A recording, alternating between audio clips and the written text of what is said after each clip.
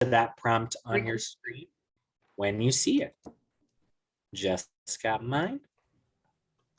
And here we go. So just again, thank you so much, folks, for joining us on the second Tuesday of every month.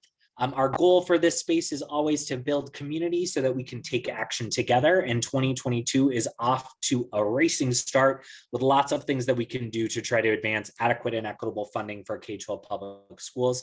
And so just really excited to be here today and share space with y'all as always. Our next Advocates Network meeting is on Tuesday, March 8th. So you can just add a 3 instead of the 2 for today, but it'll be on March 8th, 2022. I am going to throw the link in the chat for our registration. The registration, we again are doing a new way to make it just a little bit easier for folks to be able to log in, have your link, be able to add it to your calendar. And so I am going to right now open up my chat as soon as I can find it. And I'm going to add the link to the chat. While we're getting kicked off for the night, you are able to already sign up for March's Advocates Network meeting. And so there you go. Please do make sure it's a new Zoom link every time. Want to make sure that we're providing that security to this space as well. So just sign up and you will also get your Zoom link for next month. We're going to do some listening first to folks in our breakout rooms, have a discussion, get the chance to meet other education advocates. We'll take the time today to learn a little bit. Today's topic is how do we qualify for the ballot? A little ballot 101 qualification, and then have some really tactical and timely opportunities to take action. And I'm really excited to share those with you today. Just as we create this space for learning and advocacy, want to suggest some norms that we can all commit to. Move up, move back, make sure that you're able to share your thoughts and make space for others to do the same. No one knows everything, but together we know a lot. That's the power of community. And so offer up what you know, offer up your questions. And Great Ed, we're here to offer up our questions and things as well. So also want to make sure we're presuming positive intent. We're all coming to this. No, so that we do need a decrease. If I could just have folks check their mute real quick, just to make sure. Great. Thank you so much.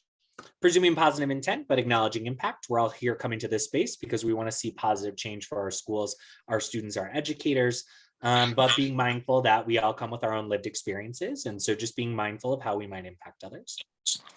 And also want to start us off, again, just with a land acknowledgement.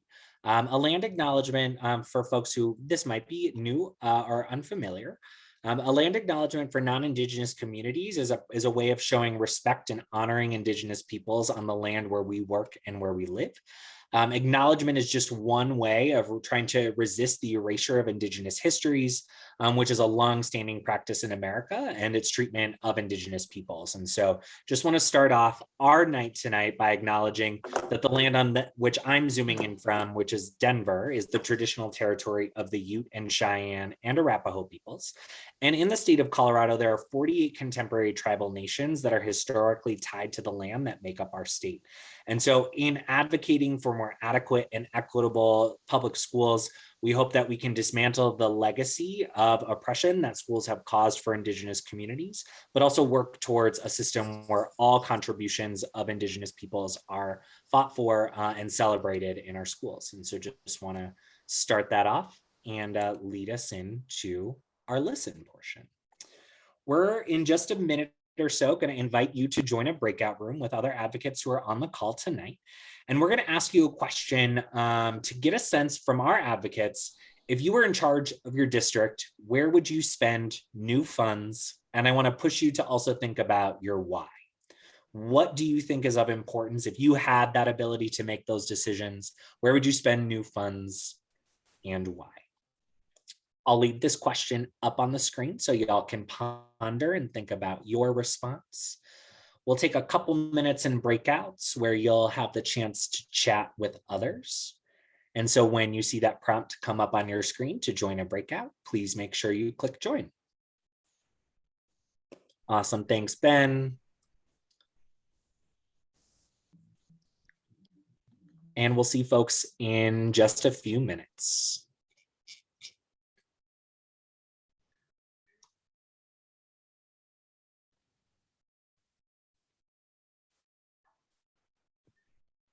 Ben, can you reassign me?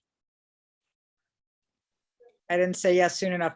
And Christy's trying to get in and can't find the, so I don't know if we can help her if she didn't actually. Okay. Thank you. Hold on one sec. I'm having more people come in too. Great.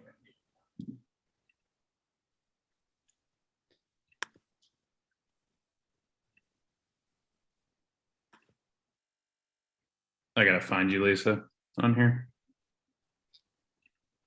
Welcome, folks. We are just starting breakouts. And so if you're just hopping on, we're asking folks to join a breakout and discuss the question that you see on your screen. If you were in charge of your district, where would you spend new funds and why?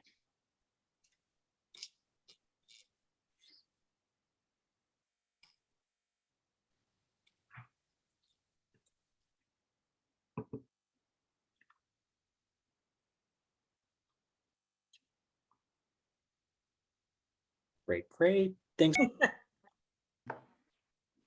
We're going to start that recording again. I'll just put back on the screen as we come back into the big Zoom room what we were discussing in the breakouts.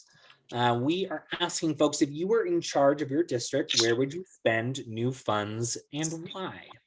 Before I ask for folks to share, I'm going to have two quick asks. One, if we could just check our mics to make sure that those are muted as we come back from the breakout rooms, just so that we don't have a fun echo that happens when we have lots of microphones on.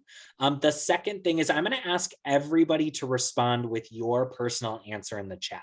And the reason that I'm going to ask is because I'd love to see and be able to actually download this chat at the end of the meeting to see this collective's group's answers. And so I am going to ask folks to come off of mute and share out loud a few of the ideas that were in your breakout room. But again, I'm going to ask everybody to put in the chat what your answer to this question is. And so I'll give folks like 30 seconds to do that so we can see the chat start to populate, and then we can pivot our attention to our speakers.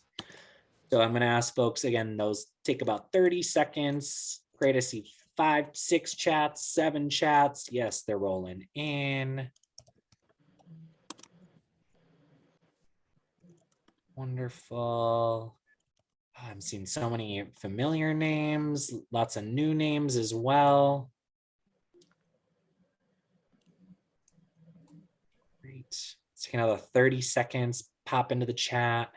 Seeing lots about support staff, teachers, teacher pay, on people, on compensation, special ed. Awesome. Anybody want to pop off of mute and share a little bit about your breakout room? What'd you take away from your discussion? Yeah, Sue, thanks for raising your hand. Go ahead and hop on in. And I'm going to stop sharing so we can see each other. Great. Sue and Dells, if you want to kick us off.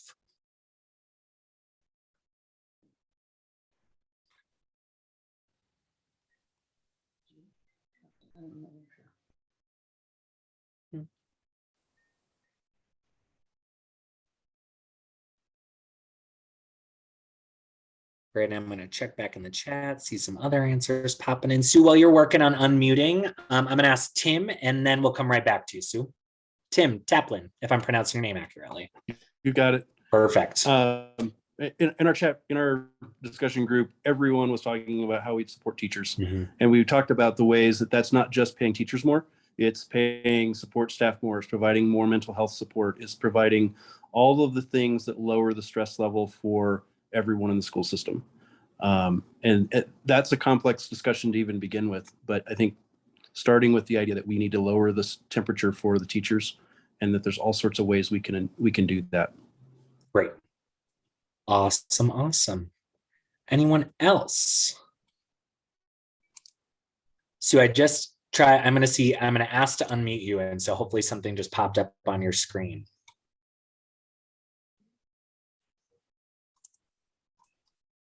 No worries. If you want to add it to the chat, please do. We definitely want to hear your voice. I saw your hand go right up. One last person, if you want to share. I do, but I don't know how. Go for it. What, you're right here, got the Somebody heard stage. me? Oh, okay. Yes, Okay. go for it.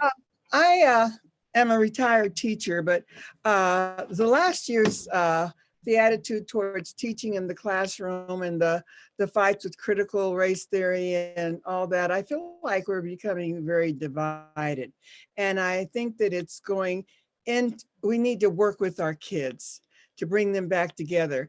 And I would like to see schools pilot a program called the Culturally Courageous Classroom, where we look at cultures and we learn to appreciate our own and then others, and we show kids just through examples and through historic events how people of different races have come together and made changes in America. But as long as we're divided and words like diversity, equity, equality are kind of frowned on by some people, I think that we're doing our kids such a disservice. So we need to get them back learning to appreciate each other and thinking about what America is really all about, the fabric of America. Awesome.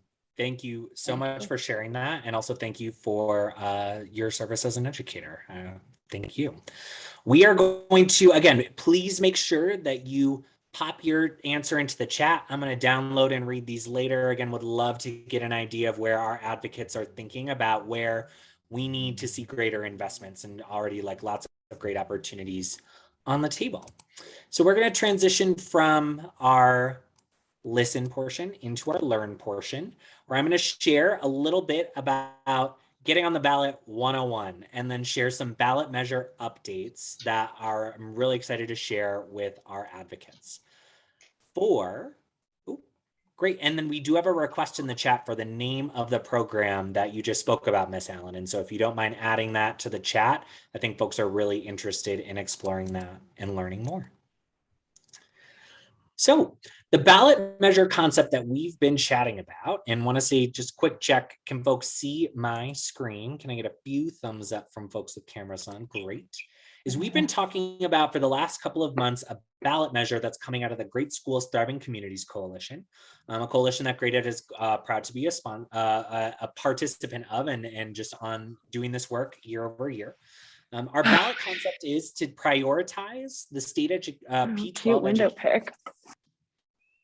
by directing 1/3 of 1% of the state income tax to the state education fund for the purpose of increasing public education.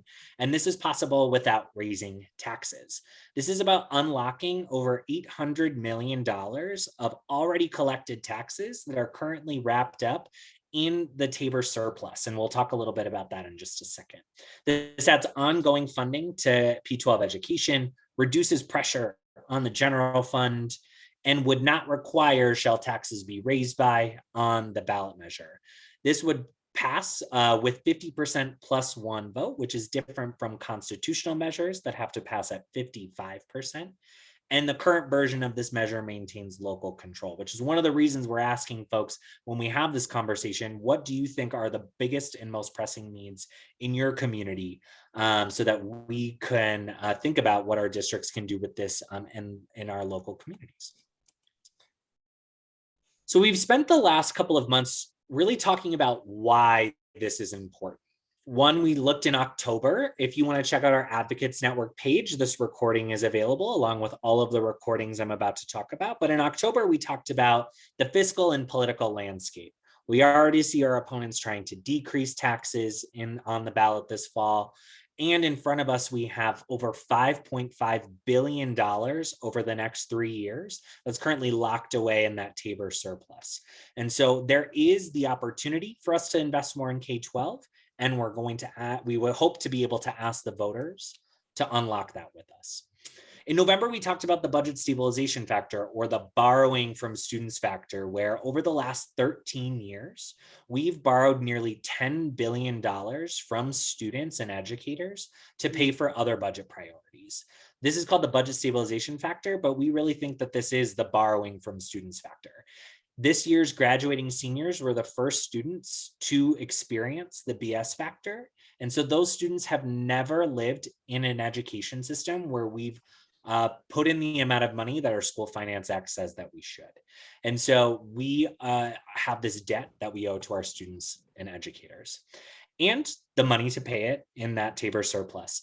The surplus has grown forecast over forecast this year. And when we looked at the forecast in December, in next year's Tabor surplus year, when this would take place, there's already almost $2 billion as part of that surplus. And so $800 million for K-12 education is only asking for half of the current surplus in that year. And so the surplus is, again, artificial. And if you want to learn more about that surplus, you can check out the December recording. And last month, we checked in with the legislature. The legislative session started. School funding is already a hot topic up under the dome, but we can make more meaningful, more lasting and sustainable change if we put more significant resources behind some of these ideas. And so while we see the legislature making some steps forward to try to modernize our School Finance Act or to try to increase funding in places where students need it most, we need to back up our legislative partners and fight for more meaningful and sustainable resources at the ballot. So we're moving away from why and starting to contemplate how. How do we get on the ballot? How do we put this in front of voters so that voters can make this choice to prioritize education? So I'm going to back up today and just talk about, we have two ways of getting on the ballot for a measure like this in Colorado. One of them is going the initiated measure route, and that's by gathering enough petition signatures to qualify this for the ballot. I'll talk a little bit about that in just a second. Another way to get on the ballot is to have the legislature refer this to the ballot, where both chambers of the legislature, our House and our Senate, would vote to send a ballot question to the voters in the fall. And so there would be the opportunity for voters to vote on this. So those are the two routes we're about to jump in and talk a little bit about. So there are some benefits in both of these processes. They both have benefits, they both have drawbacks. And so I'm going to talk first about the benefits of either pathway. In the initiated measure route, that's when volunteers are going and gathering enough signatures where we can show that community across the state wants to see this opportunity on the ballot. And so that volunteer signature effort, where volunteers are going out and asking folks at local festivals, in their communities, at their churches, with their families to sign, that starts the campaign. Volunteers are owning that. We're able to talk about this in community. We're able to really get the backbone of the campaign started. It provides concrete action, provides opportunities for local communities to start shaping this narrative. And it's an opportunity, and it's some simpler language because we have to get things crunched down and approved by the title board. On the referred side, as we explore the legislative pathway, that saves us time and money on volunteer signature gathering. We have some control over the title language because the legislature can write what would show up on the ballot. We can respond to changing conditions, and the legislative referral could be bipartisan. There is an opportunity for that to be bipartisan. So those are the benefits of either. But each process also has its drawbacks. So on the initiated measure side, there is that need for additional signatures, and it can be expensive and spend volunteer energy. And we have limited control over what the title language will say. It might be smaller, it might be simpler, but we have to follow some rules through a board called the title board that sets up what that ballot language would actually sound like according to state law. The drawbacks on the referred measure side, delays in launching the campaign, right? That we don't have volunteers out in community talking about this. It stretches out the amount of time that it takes for folks to potentially hear about this or get involved. And there's less community ownership from the beginning, potentially, where there's less folks out gathering that signatures and starting the campaign. So I'm going to stop sharing my screen real quick and kind of do a first Q&A. Does anybody have any questions about those two pathways? If we want to see this ballot or this idea show up on the ballot, these are the two pathways that are available. Any questions? Yeah, Betsy, I see you. And either way, they would go to committee first, because a lot of things have been killed in committee in the past. So, One more time, I just had a quick hiccup on my end where I missed the middle of your question. So could you just repeat that for me, please? sure. Either way, the initiative or that would have to go to a committee first. Is that correct? Because I know in the past, some things have been killed in committee. So I am going to just double tap in just in case Lisa wants to correct me on this, my executive director and guru. But on the initiated side, we completely sidestep the legislature. This is a process where we first get feedback from legislative council. Then we would go to a body called the title board, which has representatives from the legislature, the Secretary of State. They're the group that decides what the language would be. And then we would go out into community and gather those signatures. So there's no committee, no legislative involvement in the initiated measure side. On the referral side, we would still follow the same legislative process. So once a bill is introduced, it first goes to a committee of reference, and that committee would be the first place where this would receive a vote. Once then it leaves committee, it goes into the first chamber of introduction. And so on the referral side, we deal with the same legislative process. On the initiated side, we have a different process that we go through. No committees involved besides the title board. Thank you. Yep, absolutely. Great question. Others?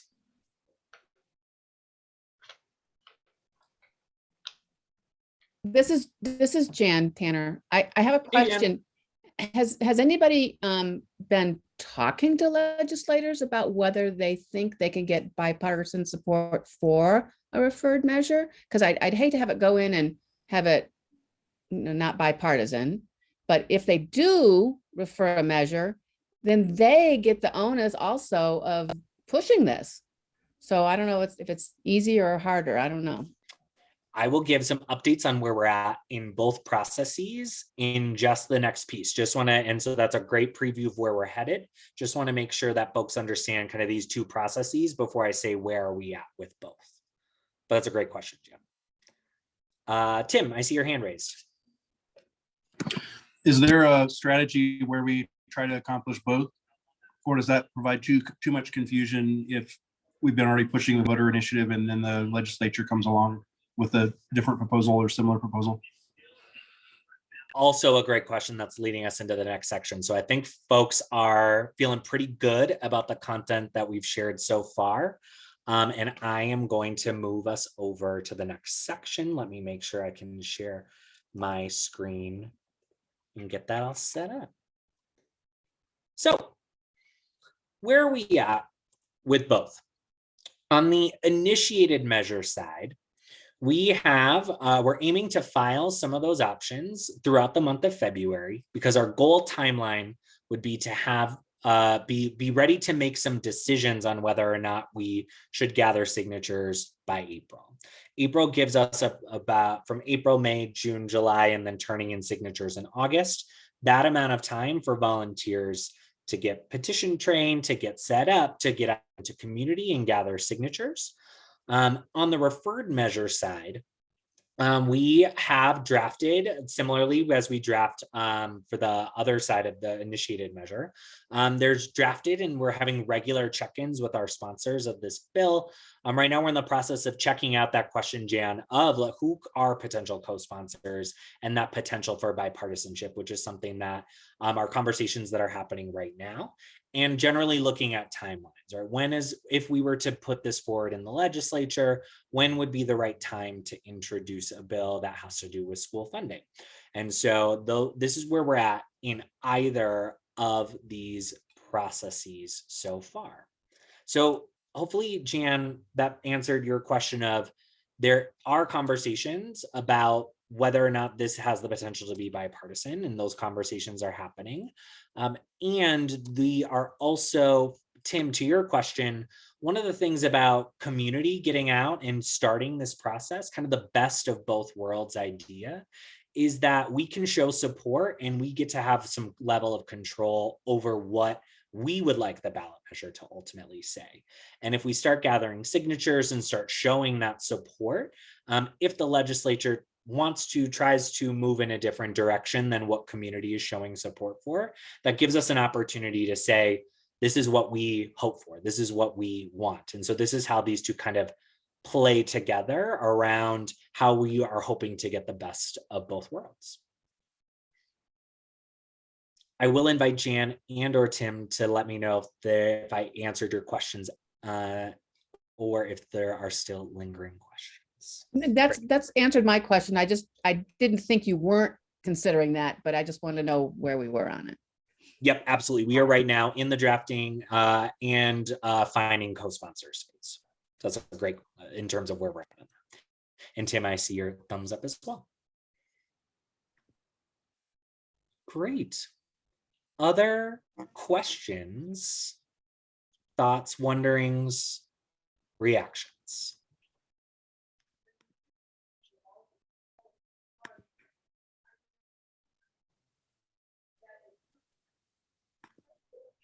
Cody, are you going to go into what some of the options are that we're looking at filing? Yeah, so some of the options that we're looking at that we've talked about as a coalition again are really thinking of the core principle of this policy is if we move money from the state income tax into the state education fund, that essentially moves that money away from the general fund in a way that protects it from the Tabor surplus calculation. So some things that we've been talking about with partners when we've been hearing feedback from community is whether we want to go for 1/3 of 1%, potentially 1/2 of 1%, since the surplus continues to grow. So some of it is kind of the technical wonky side of things in the math of what's the right percent to put on the ballot. So we'll file a few options that give us some options on the table in terms of how big we think that this could be in terms of generating revenue, or I shouldn't say generating revenue, just diverting and unlocking revenue and moving it, because these are not new taxes. These are taxes that are already collected. Another consideration is wanting to make sure that there is some accountability built into this measure around making sure that these are new sustainable dollars for K-12 and that they're used as such. And so the state education fund is a protected fund used for K-12 expenses. And so that is just looking at all the different options to try to make sure that this is the right level of accountability. But already the state education fund has some of that accountability baked into it as well. And so those are kind of the big buckets of how do we make sure that these are new sustainable dollars for education, and how do we make sure that we have some options on the table that give us a few different percentages in case we want to have a few different options when we decide what we want to go forward with. Lisa, if you want to add anything.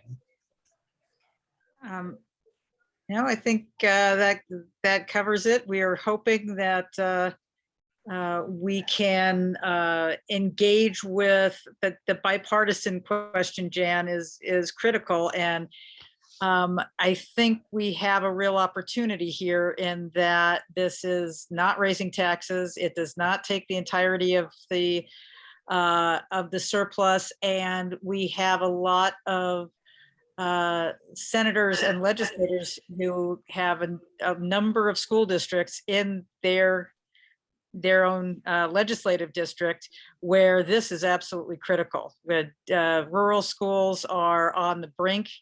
There is a cliff coming in 2024, and rural districts feel that probably more keenly than than others. And so this really is something that has critical importance to the economies and communities that folks represent. So we're hopeful that this is just, this is what Tabor allows, is for the voters to decide, and they cannot make a decision like this about how to prioritize spending if nobody puts it on the ballot, whether it's initiated or referred. And so that's why it's it really I think there is a lot of hope for that.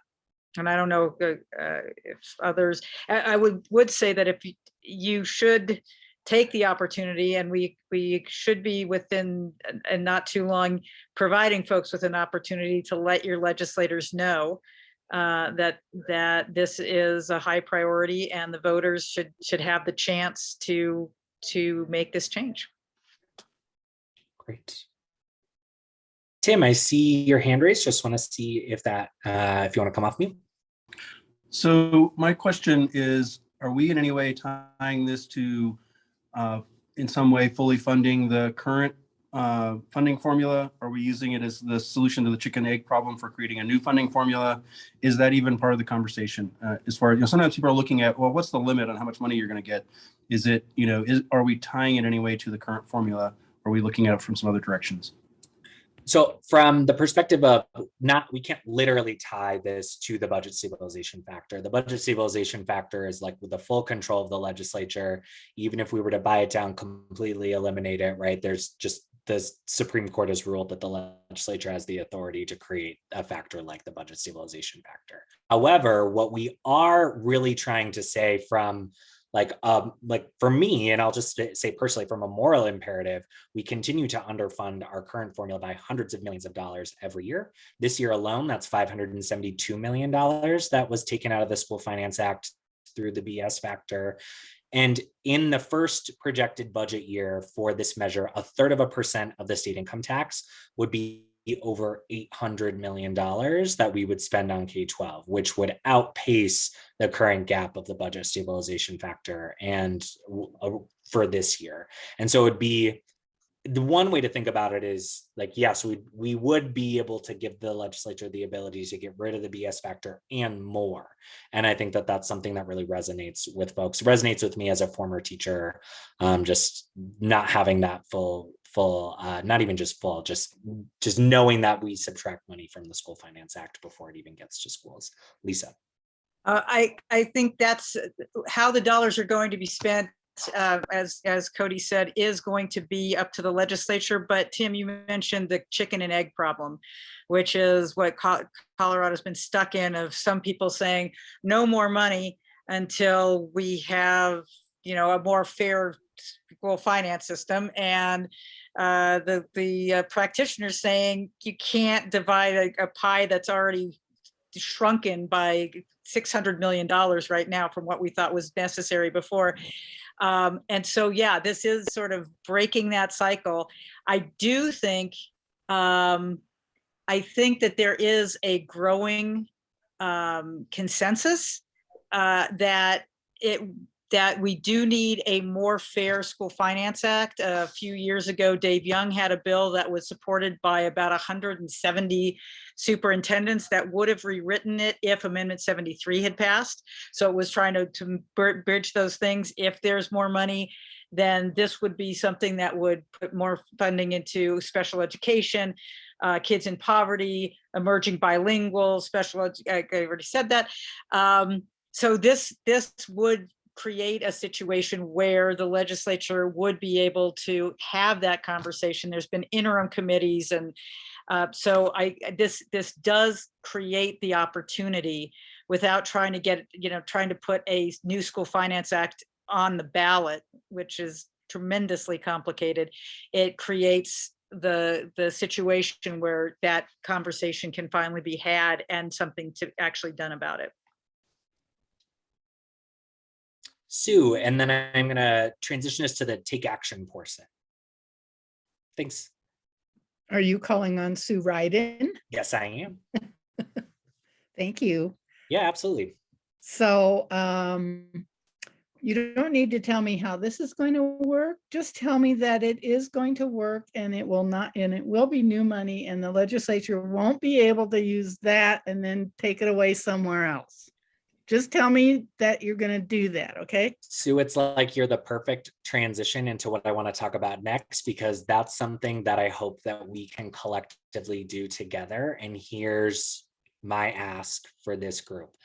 Regardless of the best path available, whether we make significant headway and get a referral, whether we get all of our folks mobilized and gather signatures and get on the ballot, this begins with the first group of folks standing up in community and saying, this is something that we want to fight for. This is something we need. This is aligned with the vision that we have for Colorado. This is about getting us closer to the type of education that helps every student graduate prepared to lead their best life. And so regardless of which path we are headed down as a coalition, we are going to need all of you and your support. And the first thing that we're starting with is a series of ballot measure message trainings where we want to work with advocates from across the state who want to be at the ground level of this movement and share with you during this training, what's the vision that we're headed towards? What's the problem? What are the problems that are getting in our way? How does this ballot measure help us move closer to that vision that we're hoping for?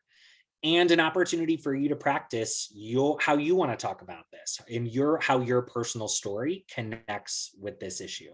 It's really important to me is that we live out in this advocacy and that we're able to share our stories. And I'm sure that there's something about you, your lived experience, that brings you to this room tonight that also makes you a great advocate for us at the beginning of this journey. So what I'm going to do right now, these are the 6 training dates that we have available so far. And I am going to put a link in the chat. This link is a link to an explanation of the measure that I just explained. And it also has the 6 links that you see on your screen. So this will be the best way for you to right now sign up for a training that you are available for. We will absolutely make sure to communicate this in our monthly follow-up emails that we do at the end of every advocate's meeting. But I want to just take a quick pause, and I hope that folks can check your calendar, check and see if there's one of these dates or times that works well for you. And at the end of this training, you will be ready to go out and talk about this with friends, with family, with colleagues. You'll be ready to take action. You'll leave with resources at your fingertips that will help you in those conversations.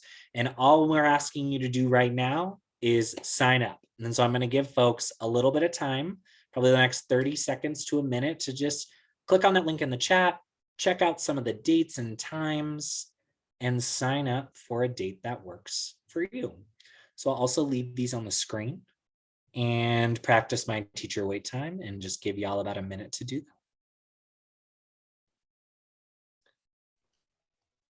Hey, Cody, while we're waiting or folks are filling out, I have just a quick question. I wanted just to, and you, Lisa, can answer that. Let's do it. Let's do it. So this is, I just want to make sure that people know the differences with people are on the other side of the aisle, that there is, and I forgot what representative or senator, legislation person is trying to push to,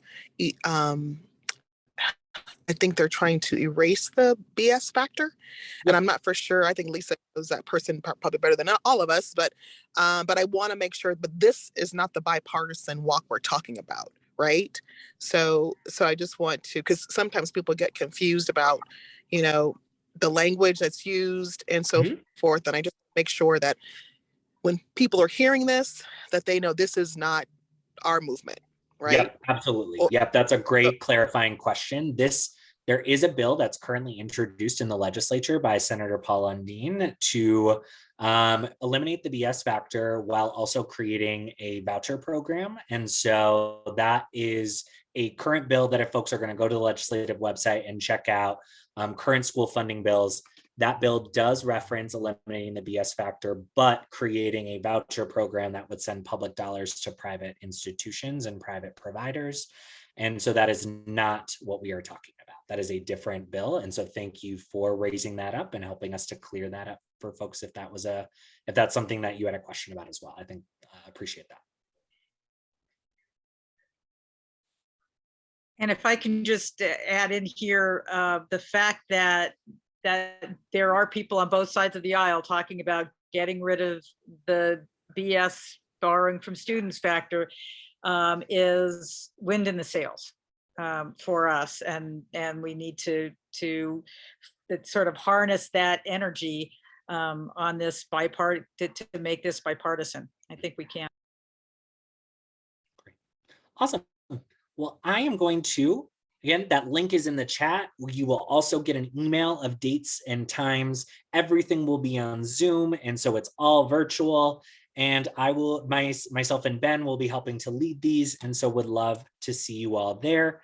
So please watch your email again. We're going to ask you to sign up and share this opportunity with friends, with family, with colleagues, who you think are ready to jump in and advocate for this as our first like starting lineup of advocates.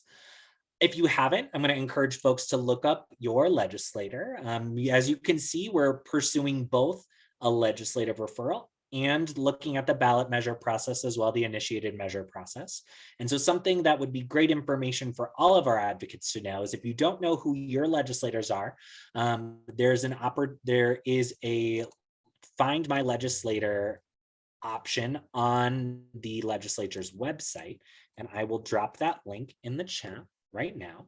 So if you do not know your legislator, encourage folks to look that up right now. Another way that you can take action right here and get prepared for this movement. I'm going to ask 5 friends to our next Advocates Network meeting. I'll share that as my last link of tonight, the registration again for next March on March 8th, same time, and it's going to be on Zoom. And as you can tell, we're going to be providing kind of those first updates about how the progress is going on this ballot measure. What are meaningful ways for you to get involved and jump in right away? And so this is going to be a great opportunity to bring in friends or family or colleagues who you know want to advocate on this issue, and they'll be getting that information fresh and right here on our monthly Advocates Network meetings. Also want to remind folks another really important issue that we are advocating along with community at Great Ed is more inclusive and honest social studies standards. We've been circulating a petition for the last couple of months. We have over 1,000 signatures and we're continuing to collect those signatures. And so if you want to learn more, go to the Great Ed website and click on the petitions part of our website. And our December meeting, we did a deep dive into what the standards revision process looks like. So those are 2 resources for folks, and just want to always make that front and present as we continue to advocate for more honest and inclusive social studies standards. But that's where we're wrapping up, folks. And always, appreciate the strong showing that we have from this group, seeing lots of folks continue to come month after month. Always seeing new faces as well. This is a space that we want to intentionally hold for you every month. And so please continue to come because you are what makes this meaningful. If y'all didn't show up, we wouldn't have a reason to do this. And so just thank you for investing your time, and we'll keep the room open if folks want to stay and chat and ask questions. But also for folks who are living in a Zoom world, it always feels good to get a little bit of extra time back as well. And so we're actually ending a little early tonight. And so have a great evening. And with that, Ben, I'll ask you to stop the recording